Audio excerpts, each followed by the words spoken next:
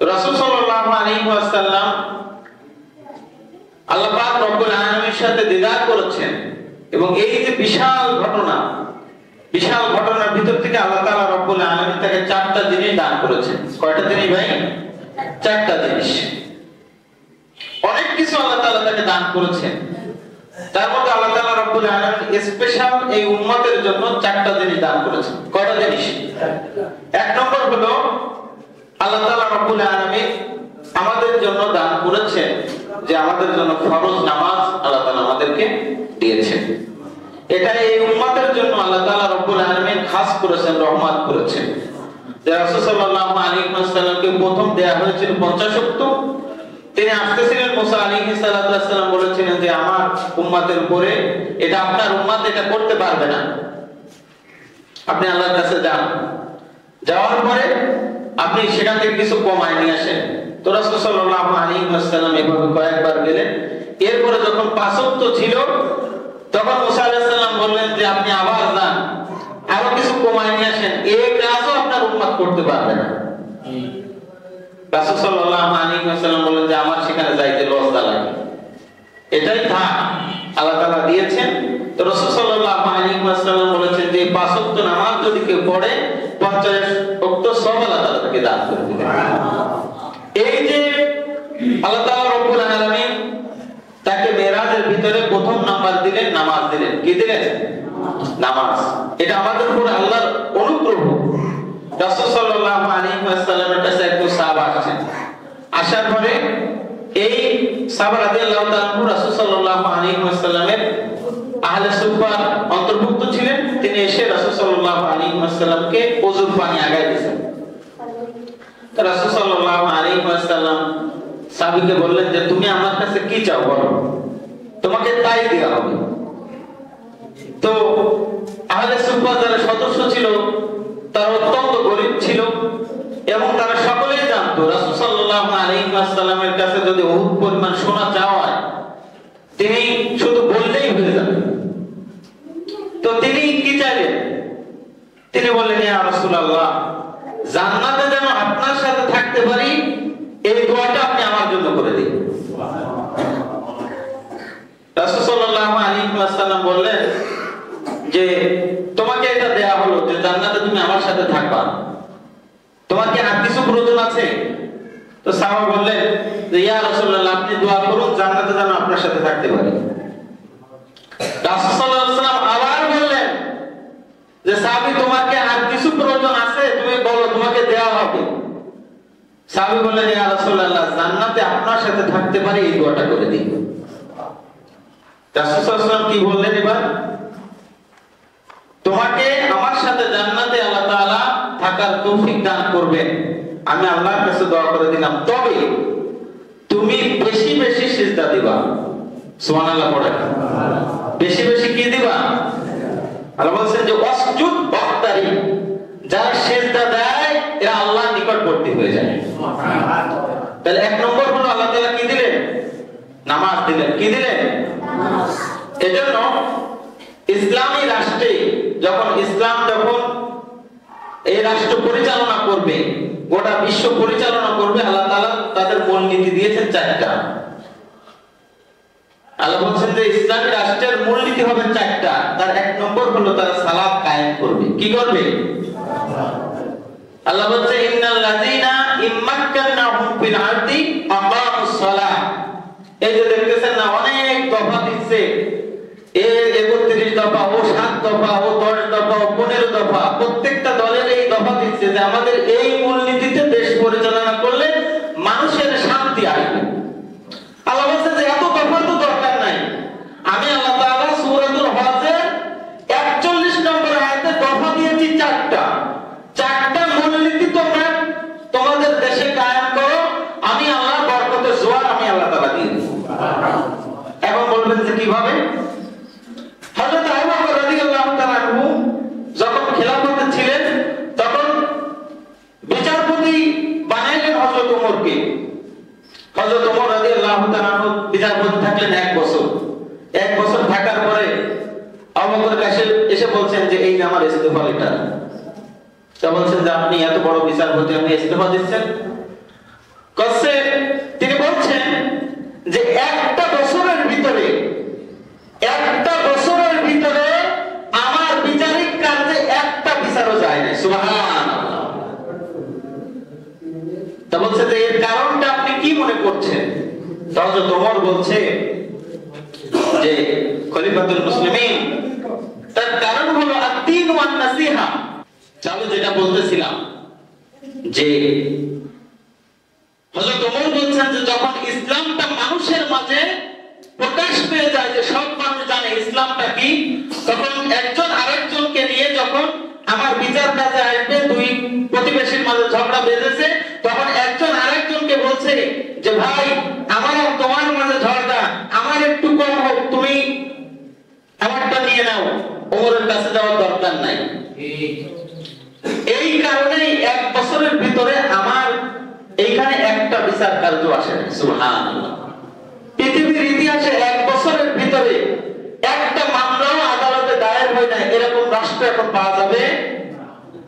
তার মানে বোঝা যায় আমাদের জন্য ইসলাম ছাড়া অন্য কোন মত, অন্য কোন পথ আমাদের শান্তি এনে দিতে পারে কোন দফা বাংলার জমিনে শান্তি আনতে পারবে না, শুধুমাত্র আল্লাহর কুরআন ছাড়া।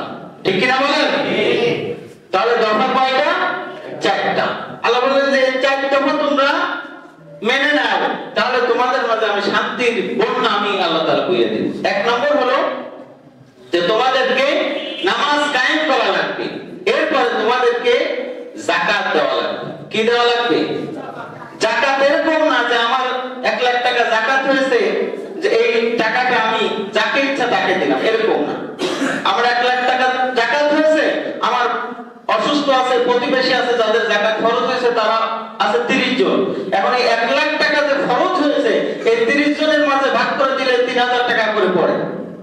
এই 3000 টাকা সে অসুস্থ চিকিৎসা করতে পারবে না, পাশাপাশি এই ব্যক্তির কোনো আর্থিক উন্নতি হবে না। এই যাকাত ব্যবস্থা ইসলাম যারা পরিচালনা করবে, ইসলামিক কল্যাণ রাষ্ট্র খেলাফার অধীনে, তারা এই সব যাকাত মানুষের অন্য কেটে নেবে। ব্যাংকে যেমন টাকা রাখলে প্রতি বছর আপনার অ্যাকাউন্ট থেকে দেখবেন সার্ভিস চার্জ কেটে যায়, ঠিক এইভাবে প্রত্যেকের কাছ থেকে অটোমেটিক ভাবে এই টাকাগুলি কেটে একটা কল্যাণ এই যাকাত ফান্ড গঠন হবে। সেখান থেকে প্রতি বছর 1000 মানুষকে স্বাবলম্বী করে দেওয়া হবে এই যাকাত ফান্ড থেকে। এখন বলুন যে প্রতি বছর যদি 1000 মানুষকে এরকম স্বাবলম্বী করে দেওয়া হয়, তাহলে আজ থেকে 10 বছর পরে, এটা তো আমি বলতেছি যে 1000 থেকে 50,000 হতে পারে, এভাবে যদি 10 বছর যায় তাহলে দারিদ্রতা খুঁজে পাওয়া যাবে? যাবে।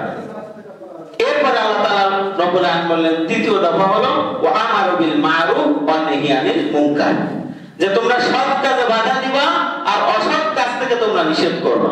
সৎ কাজে বাধা দিতে গেলে বাধা আসবে, এবং সৎ কাজে তোমরা যদি সৎ কাজগুলি মানুষের মাঝে ছড়িয়ে দাও আর অসৎ কাজগুলি যদি মানুষ যারা করে এটা যদি বিরত রাখো, তাহলে এই সমাজ সুন্দর হয়ে যাবে। রাসূল সাল্লাল্লাহু আলাইহি ওয়াসাল্লাম কি বললেন? কোন জনপদের মানুষ যদি অসৎ কাজ থেকে মানুষদেরকে বাধা প্রদান না করে, তাহলে এই জমিনের উপরে, ওই জমিনের উপরে আল্লাহ তাআলা রব্বুল আলামিন তাদের জন্য জালিম শাসক আল্লাহ তাআলা দিয়ে দেন, যারা তাদের উপরে নির্যাতন করে, এবং ওই জামানার আলেমগুলি রাতের চোখের পানি ফেললেও তাদের দোয়া কবুল হয় না। তাহলে দফা কয়টা দিলেন আল্লাহ তাআলা? 4টা দিলেন। এই 4 দফা যদি চালু হয়ে যায় সমাজের ভিতরে, তাহলে ওই সমাজের ভিতর দারিদ্রতা থাকবে না, ক্ষুধা থাকবে না, এরপরে মানুষের মাঝে হানাহানি থাকবে না, কোনো কিছুই থাকবে না। তাহলে আল্লাহ তাআলা 1 নম্বর কি দিলেন? নামাজ দিলেন। দ্বিতীয় নম্বর হলো রাসূল কারীম সাল্লাল্লাহু আলাইহি ওয়াসাল্লাম বলেন যে আমাকে যেটা দেওয়া হলো সেটা হলো সূরাতুল বাকারার শেষ 2 আয়াতের শিক্ষা। সূরাতুল বাকারার শেষ 2 আয়াতের শিক্ষা আমাকে দেওয়া হলো। আল্লাহ তাআলা আমাকে দিলেন সূরাতুল বাকারার শেষ 2 আয়াত। এই 2 আয়াত যদি কোনো ব্যক্তি তার বাড়িতে পড়ে এবং সে নিজের জন্য আমল করে, সে সকালে যদি পড়ে সন্ধ্যা পর্যন্ত ফেরেশতারা তাকে প্রোটেকশন দেওয়ার জন্য তৈরি থাকে। সুবহানাল্লাহ। সন্ধ্যায় যদি পড়ে এই ফেরেশতারা তাকে প্রোটেকশন দেওয়ার জন্য তৈরি থাকে। তার বাড়িতে যদি সূরাতুল বাকারা হয়, তাহলে আল্লাহ তাআলা ওই বাড়িতে আল্লাহ তাআলা কোন প্রকার, বিশেষ করে যে সমস্ত দুষ্ট শয়তান আছে এই থেকে বাড়িতে আল্লাহ তাআলা হেফাজত করবেন। আমি 2-3 দিন আগে একটা বাড়িতে গেলাম, আমার আত্মীয়র বাড়ি, তারা নতুন ঘরে উঠেছে, বড় ফ্ল্যাট, এই 3 তলার উপরে তারা উঠেছে, একদম নতুন বাড়িতে। উঠার পরে খালাও অসুস্থ হয়েছে এবং খালুও অসুস্থ, দুইজনই অসুস্থ। আমি সেখানে গেলাম, ঠুনকো বিষয়ে তারা এই বাড়িতে পড়ে যে পা ভেঙে গেছে, বাড়িতে বসবাসই করতে পারতেছে না। এখন বাধ্য হয়ে বলছে যেখানে ছিলাম সেখানে চলে যাও, এত বড় ফ্ল্যাটে আমার দরকার নেই। আমি তাদেরকে বললাম যে আপনারা যখন এই ঘরে উঠেছেন তখন কি এই ঘরের ভিতরে কি কোনো কোরআনের আয়াত তেলাওয়াত করেছেন? তা বলতেছে যে আমাদের তো মনে ছিল না।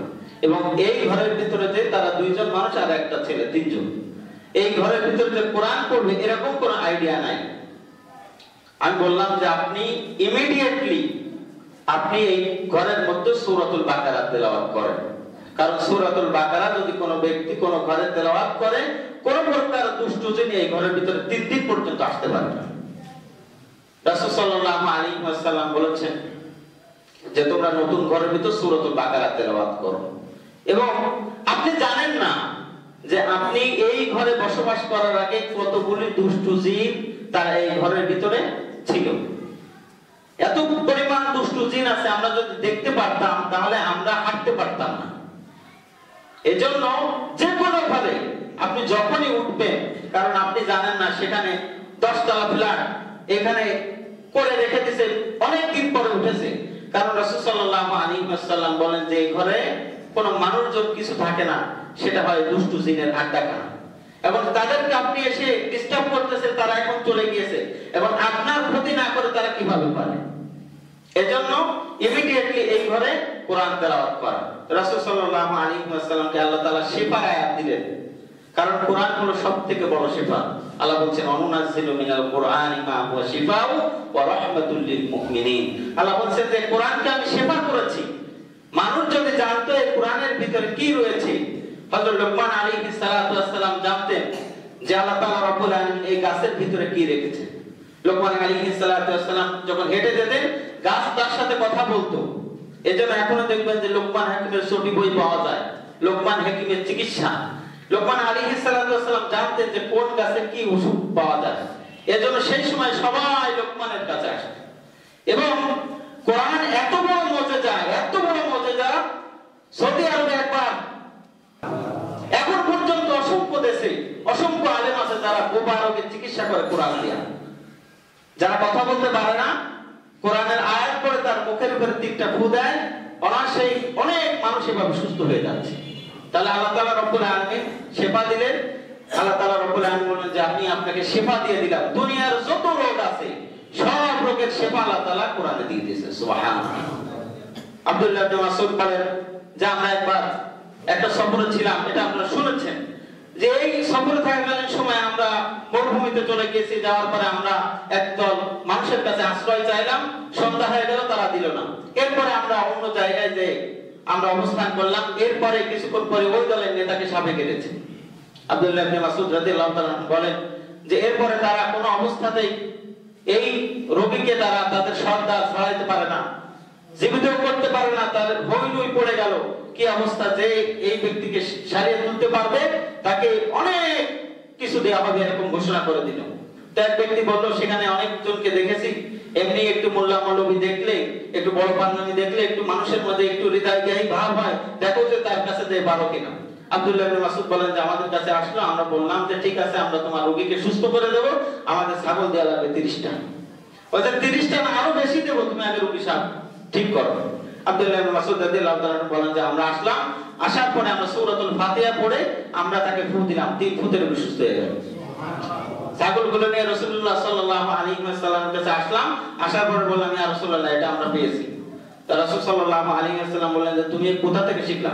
তো বলছে ইয়া রাসূলুল্লাহ আমরা একবার শুনেছিলাম অনুনাজ্জিলু মিনাল কুরআনি মা হুয়া শিফাউ ওয়া রাহমাতুল লিল মুমিনিন, মুমিনের জন্য কোরআন শিফা, আর সূরাতুল ফাতিহা হলো সবথেকে বড় শিফা, এজন্য এই সূরাতুল ফাতিহা পুরো ফু দিয়েছি। রাসূল সাল্লাল্লাহু আলাইহি ওয়াসাল্লাম সাহাবীদেরকে বললেন তোমরাও কিছু নিও, আমারও কিছু দিও। সুবহানাল্লাহ। এজন্য আল্লাহ তাআলা রব্বুল আলামিন তাকে আয়াতের শিফা শিখাইলেন, যেহেতু তিনি দুনিয়ায় আসছেন ইসলামিক স্টেট তিনি পরিচালনা করবেন। এখন পর্যন্ত মদিনার সমাজকে তিনি পরিচালনা করেন নাই। তিনি মক্কার হাতিম থেকে তিনি গিয়েছেন, এই দুর্দশার সময় সামনে তাকে স্টেট পরিচালনা করতে হবে। ডাক্তার লাগবে না, ইঞ্জিনিয়ার লাগবে না, এই যে এত কিছু পরিচালনা করার জন্য আল্লাহ তাআলা তাকে শিক্ষা দিলেন যে সব প্রকার ওষুধ আমি আল্লাহ তাআলা কোরআনে ঢুকাই দিয়েছি। সুবহানাল্লাহ। এরপরে আল্লাহ তাআলা রব্বুল আলামিন এই মুমিনদের জন্য, রাসূল সাল্লাল্লাহু আলাইহি ওয়াসাল্লামের মুমিনদের জন্য একটা ঘোষণা দিলেন যে দ্বিতীয় হলো যে সমস্ত মানুষগুলি শিরক থেকে বেঁচে থাকবে তাদেরকে আমি আল্লাহ তাআলা ক্ষমা করার আশ্বাস তোমাকে দিয়ে দিলাম হে রাসূল। সুবহানাল্লাহ। তাহলে কোন অবস্থাতে শিরক করা যাবে না। এবং আমরা বুঝি না শিরক কি। অসংখ্য কাজের ভিতরে আমাদের শিরকিয়াতের অন্তর্ভুক্তি আছে, অসংখ্য কাজের ভিতরে। যে পরিমাণ শিরকিয়াতের ছড়াছড়ি আমাদের সমাজে, এটা ভয়াবহ ব্যাপার। তার মধ্যে কয়েকটা বলি। এক নম্বর হলো সন্তান না হলে আমরা মাজারে যাই, এরপরে বিভিন্ন টাকা, এরপর বিভিন্ন তাবিজ, এরপরে গলায় ঝুলায় ভাবি যে এই দিয়ে আমাকে সুস্থ করে দিবে। এরপরে মেয়েদেরকে নিয়ে, ছোট্ট মেয়ে অসুস্থ হয়েছে, এরপর তাকে নিয়ে মাজারে নিয়ে রেখে দিই। এর অসংখ্য ব্যাপার আছে যেগুলো শিরকিয়াতের ছড়াছড়িতে আমাদের এই সমাজ ফয়লাভ হয়ে গেছে। এবং সব থেকে বড় শিরকিয়াত হলো মূর্তির সাথে আমাদের আদাত।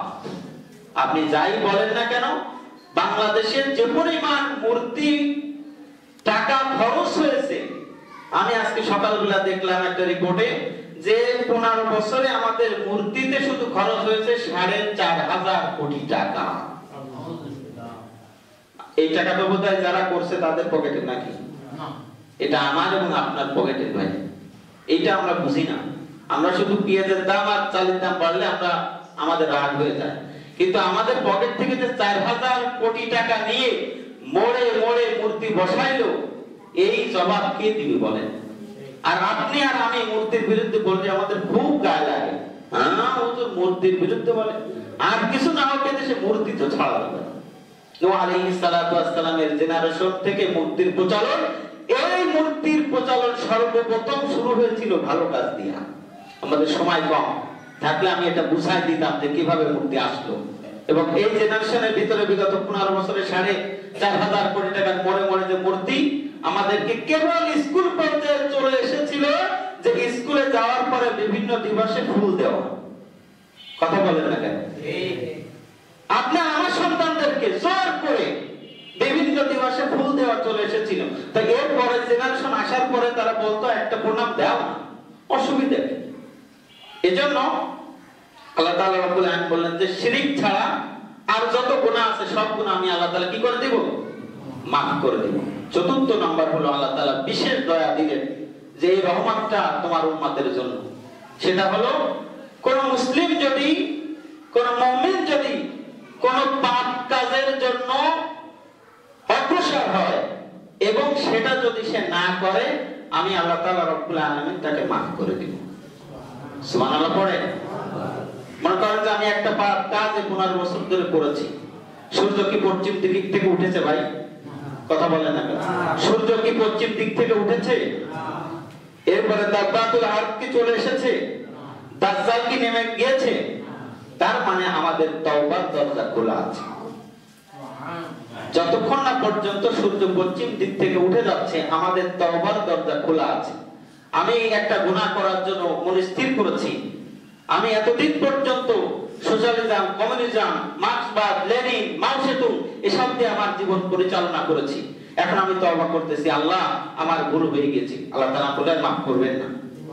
অবশ্যই মাফ করবেন, কারণ সূর্য পশ্চিম দিক থেকে উঠে নাই। আল্লাহ তাআলা বলেন যে মানুষ যদি তওবা করে এবং তার গুনাহ থেকে ইস্তেগফার করে ফিরে আসে, আমি আল্লাহ তাআলা মাফ করে দেব। সুবহানাল্লাহ।